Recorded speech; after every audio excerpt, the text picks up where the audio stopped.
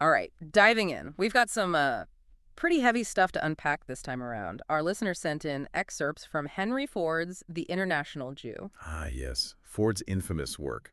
It's certainly a text that, well, demands careful consideration. To say the least. I mean, right out of the gate, he's making some wild accusations. This whole international Jewish conspiracy controlling, well, everything. Finance, media. He even drags jazz music into it. It's that classic conspiracy theory tactic, isn't it?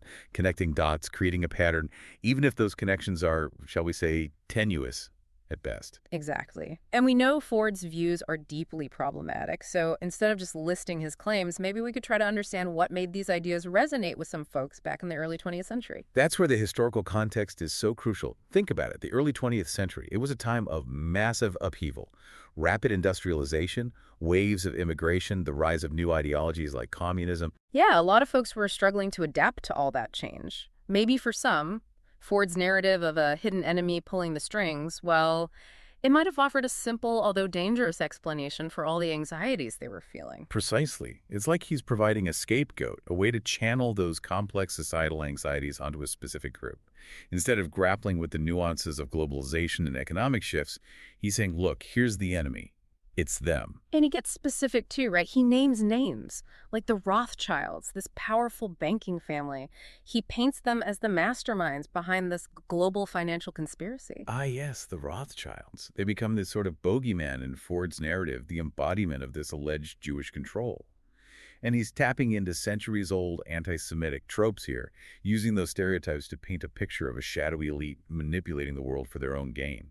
And it's not just vague accusations. He even brings in the protocols of the Elders of Zion as supposed evidence of this Jewish plot for world domination. Ah, the protocols. We have to be very clear here. This document is a complete fabrication, a forgery cooked up in Russia in the late 19th century. But it's been incredibly effective in spreading anti-Semitic conspiracy theories. Hold on, you say fabricated. I've heard of the protocols, but honestly, I never really grasped what they were all about or why they're considered so dangerous. In essence, it's a collection of minutes from a supposed secret meeting of Jewish leaders plotting, to take over the world. Pure fiction, but presented as fact. And sadly, it's been used for over a century to justify all sorts of horrific acts against Jewish people. Wow, I had no idea. So Ford is taking this piece of propaganda, this blatant lie, and he's feeding it to his readers as if it's gospel truth. That's incredible and incredibly dangerous. And that's the insidious thing about these kinds of narratives. They prey on fear and insecurity, offering a simplistic explanation for complex global events. Instead of encouraging critical thinking, they promote blind acceptance of a prepackaged worldview. It's like he's saying, don't bother trying to understand the complexities of the world. I've got it all figured out for you. And that's a scary thought. It is, because it closes off the possibility of dialogue, of empathy, of seeing the world through anything other than the lens of suspicion and fear. You know, it's striking how Ford dedicates entire chapters to specific areas of supposed Jewish influence. Like, there's one called Jewish Jazz Becomes Our National Music. How does jazz, of all things, get pulled into this? It's a fantastic example of how Ford twists cultural trends to fit his narrative. Remember, jazz was this vibrant new form of music in the 1920s, and like any cultural shift, it sparked anxieties among some. Ford, he seizes on this unease, claiming that Jewish musicians and producers are deliberately using jazz to corrupt American morals, undermine traditional values, that sort of thing. So anything new, anything that challenges the status quo, it has to be part of this grand conspiracy. No room for organic cultural evolution in Ford's worldview. Exactly. It's about control, maintaining a rigid social order. Anything that deviates from that order, anything that introduces new ideas or perspectives, it becomes a threat, a sign of this supposed Jewish plot to undermine society. He even claims Jewish financiers were the driving force behind World War I. Now, I'm no historian, but that sounds incredibly far-fetched. What's the reality there? The reality, of course, is that World War I was an incredibly complex geopolitical conflict, with a multitude of contributing factors. To pin the blame on any one group, it's not only inaccurate, but also incredibly dangerous. It ignores the intricate web of alliances, political tensions, economic rivalries that led to the outbreak of war. So he's taking a complex historical event, stripping away all nuance, and then shoehorning it into his pre-existing narrative of Jewish control. Precisely. And that's a hallmark of conspiracy theories, isn't it? They simplify complex realities to fit a predetermined worldview. Ford seems particularly obsessed with Jewish involvement in finance. What's driving that fixation, you think? Well, you have to remember, Ford was a staunch individualist, deeply suspicious of centralized power, especially in the realm of economics. He saw the rise of institutions like the Federal Reserve, which he believed to be controlled by, you guessed it, Jewish financiers, as a direct threat to American economic independence. So it's not just anti-Semitism at play here. It's also this deep-seated fear of financial control, of a system he sees as rigged against the common man, and he's projecting those anxieties onto a specific group. Precisely. He's merging his economic worldview with his prejudice, creating this narrative where Jewish financiers are the ultimate villains, manipulating global markets for their own gain, and undermining the American ideal of self-reliance. It's like he's tapping into a very specific kind of American anxiety, this fear of losing control, of being manipulated by forces beyond your understanding, and he's offering the scapegoat, the simplistic explanation that resonates with those fears. And that's what makes exploring this so important. By understanding how Ford's rhetoric works, how he weaves together prejudice, economic anxieties, and conspiracy theories, we can start to recognize those same patterns in contemporary discourse. It's about developing those critical thinking skills to dissect these narratives and challenge them wherever we encounter them. Absolutely. He even goes so far as to claim that Jewish control of the entertainment industry is leading to a decline in morality. It's this idea that Jewish influence is inherently corrupting, whether it's in finance, media, or the arts. He sees it as a threat to American values, a force undermining the very fabric of society. And that's a dangerous line of thinking because it creates this us versus them mentality where empathy and understanding become impossible. It's about drawing a line in the sand and saying, you're either with us or against us. And unfortunately, as we'll see, Ford's rhetoric didn't exist in a vacuum. His ideas, however warped and prejudiced, found fertile ground in a world grappling with immense change and uncertainty. It's just fascinating how this obsession with supposed Jewish control, it wasn't just about finance for Ford, it was everywhere. Sports, entertainment, even the rise of new music like jazz. Right. It's like he couldn't grasp the idea that trends and changes, well, they just happen, organically. For Ford, there had to be someone pulling the strings, and that someone was always, well, this cabal of Jewish figures. You've hit on a key point there. It's this need for control, this craving for a simple explanation. Ford's worldview, it couldn't handle the messiness of culture, the idea that different groups could contribute to America, to American society, without somehow undermining it. And this brings us to another disturbing aspect of Ford's writing, this whole thing about assimilation. He's constantly ranting about Jews resisting becoming true Americans. Ah, yes, the assimilation issue. It taps into this very real anxiety that was pretty widespread in the early 20th century. This fear of the other, the immigrant, who might not, fully embrace American values and traditions. And this fear, it often got directed at various immigrant groups. But Ford, he really zeroes in on Jews, claiming they're fundamentally different, unwilling to truly integrate. It's like he's saying, you can't be both Jewish and American, you got to choose. Exactly, a false dichotomy. It ignores the fact that identity is complex, fluid, you can hold on to multiple allegiances and cultural traditions without compromising your loyalty to the nation you live in. He even goes after Jewish involvement in baseball, of all things. Yeah. He dedicates a whole chapter to accusing Jewish gamblers of corrupting the sport, specifically referencing the 1919 Black Sox scandal. Ah, yes, the Black Sox scandal. A classic example of how Ford cherry-picks events to fit his narrative. Were there Jewish gamblers involved in the Black Sox scandal? Sure. But to jump from that to an indictment of all Jews in baseball? Or even worse, to a grand conspiracy? Well, it's just absurd. It's like he's saying, aha, see? Proof. This one incident confirms everything I believe. Classic confirmation bias. He's looking for evidence that supports his prejudice, ignoring anything that contradicts it. And that's where critical thinking is so crucial. We have to be able to evaluate evidence, to see the difference between isolated incidents and actual systemic patterns, to avoid falling into those same traps of confirmation bias. He also seems to have a problem with the idea of Jewish success. He paints this picture of Jews as disproportionately wealthy and influential, as if their success is somehow a threat to everyone else. It's that age-old stereotype, the idea of Jewish financial dominance, this group that's somehow rigging the system for their own benefit. This stereotype has been used for centuries, really, to justify all sorts of awful things, discrimination, violence against Jewish people. It's like he can't fathom the idea that Jewish people might achieve success through hard work and talent, Yeah. like anyone else. It has to be some kind of shady scheme. And that's the insidious nature of prejudice, isn't it? Yeah. It refuses to acknowledge individual agency. Instead, it attributes success or failure to, well, to group characteristics. And it's not like she's just writing this in some, I don't know, some obscure pamphlet somewhere. Yep. He's using his newspaper, the Dearborn Independent, to spread this stuff to a massive audience. Right. Ford's newspaper had a huge circulation, reaching, hundreds of thousands of readers across America. And these anti-Semitic articles, they ran for years. And their impact on public discourse, it was profound.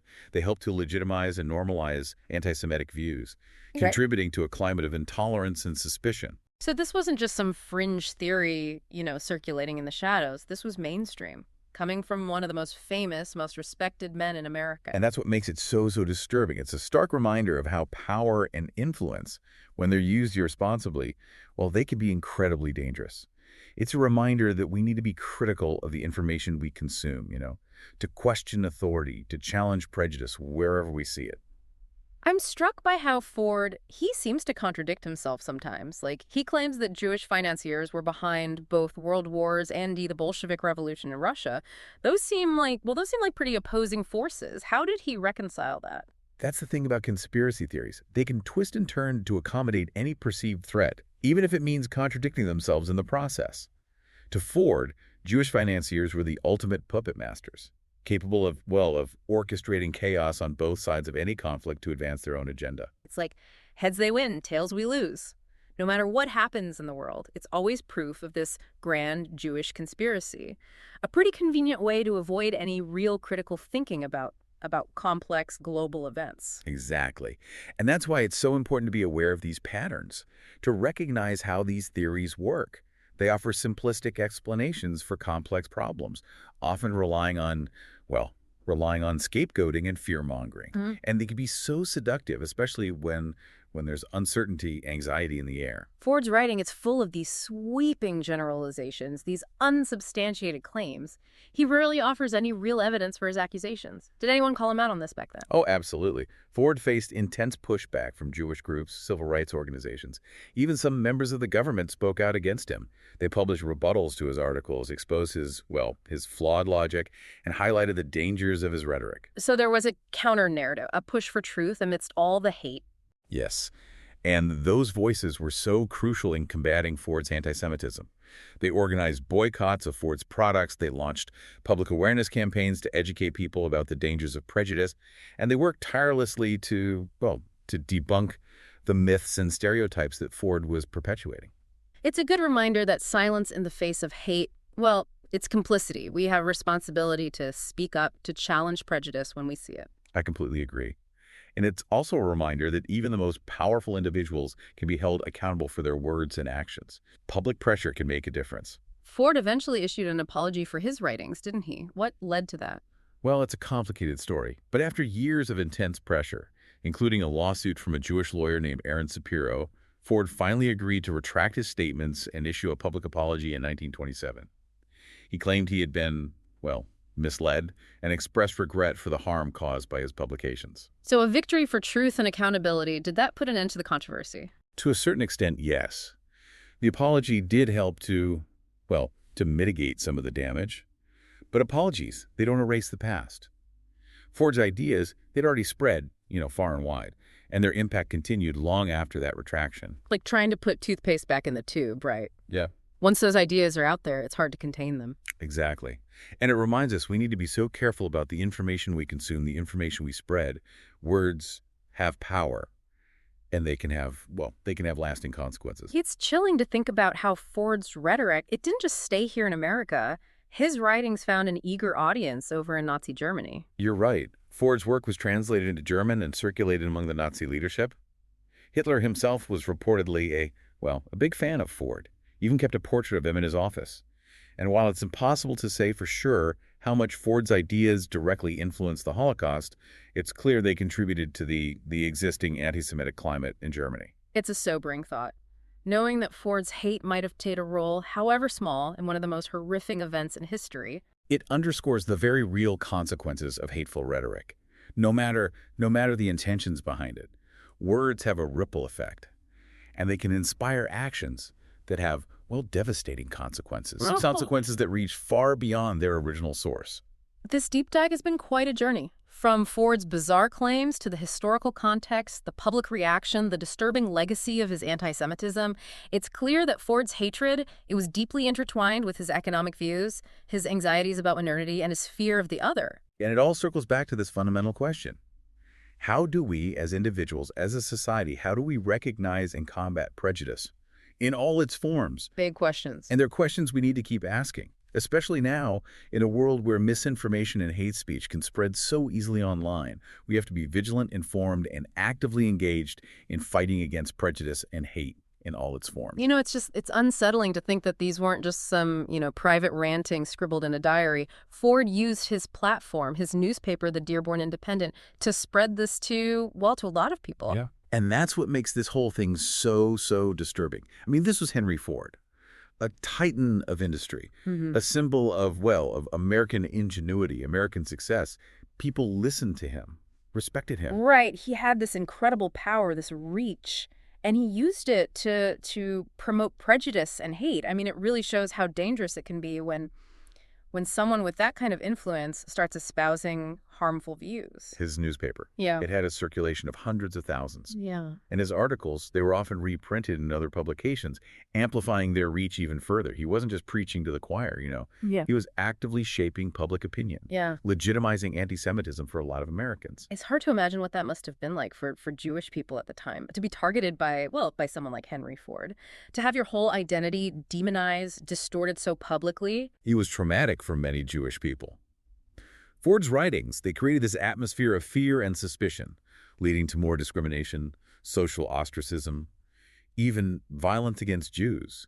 It's a stark reminder that words have real-world consequences, especially when they come from someone so influential. But Ford's writings, they didn't go unchallenged, right? There were people and organizations who saw the danger and worked to counter it. Yes, there was a significant pushback against his anti-Semitism, both from within the Jewish community and from others who recognized the threat it posed to American society as a whole.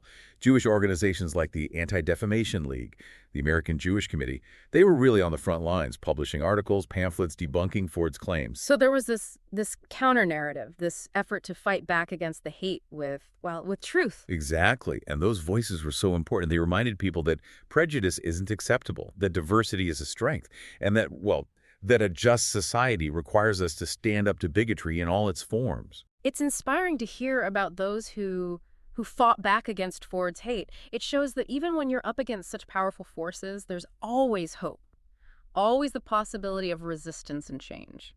Their efforts, they did have a real impact. Yeah. The pressure on Ford, it kept mounting.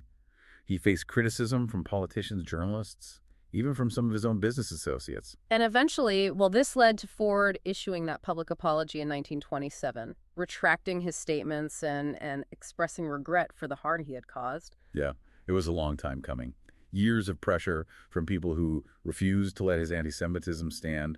The apology was a victory, a testament to the power of collective action, speaking truth to power. But we know apologies don't erase the past. The damage was already done. Those ideas, they had taken root. And the consequences, they would continue to be felt for years to come. You're right. The apology, it was important, but it couldn't undo the harm. Ford's writings, they'd contributed to a climate of intolerance that would have a lasting impact, both here in America and abroad. This whole deep dive, it's been a sobering reminder of how easily hate can spread, especially when it's amplified by those in positions of power. But it's also a testament to the courage and the resilience of those who stood up to Ford's hate, who refused to let it define their community, their nation. And it leaves us with this really crucial question. What can we learn from all of this? How do we make sure that these kinds of dangerous ideas, they don't take root again? How do we as individuals, as a society, foster empathy, critical thinking? How do we encourage respect for diversity? That's the challenge. A big challenge, and one we all need to think about, not just in terms of anti-Semitism, but in relation to all forms of prejudice and discrimination. I guess the big takeaway here is that we can't afford to be complacent. This fight for justice and equality, it's an ongoing process, and it requires all of us to be, well, to be vigilant, to have courage, and to be willing to stand up for what's right. Couldn't have said it better myself. Yeah. Thanks for joining me on this, on this deep dive. Absolutely. And thanks to all our listeners for sending in these incredible and sometimes challenging sources. We'll see you next time.